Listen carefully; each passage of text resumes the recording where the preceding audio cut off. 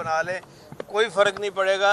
मेरा मैसेज है तमाम PTI के वर्कर्स को कि आप खड़े हो जाएं इस जुल्म के ख़िलाफ़।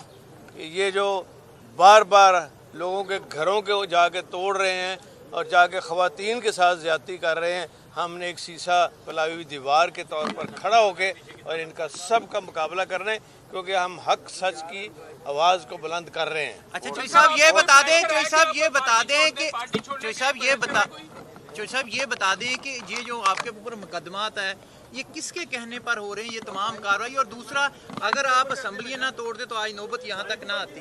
देखिए, जहाँ तक मुकदमात बनाने का पता है, आप ज़्यादा अच्छी तरह सारे जानते हैं कि कौन पीछे है। ये इनको बेचारों का ना पुलिस का कुछ लेना देना है। असल जो चीज़ें कर रहे हैं ना, ये मैं उनको आज ये पहली दफ़ा मैसेज दे रहा हूँ आपकी वसासत से।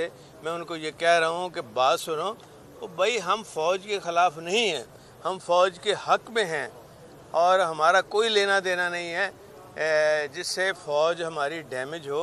हमारे मुल्क की फ़ौज है, किसी बाहर के फ़ौज नहीं है। और हमारे साथ बैठे, वे फॉरवर्ड बताएं कि मुल्क को आगे लेके कैसे जाना है।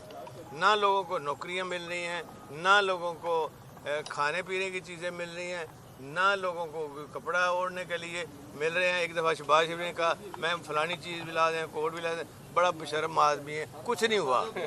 और दूसरी जो सबसे बड़ी बात है कि इंशाअल्लाह बिल्कुल हम खड़े होकर इमरान खान साहब को कहेंगे, जहाँ हम गलत हुए उसकी हम इस्लाह करेंगे और मिल के इस मुल्क की बेहतरी का कर लें।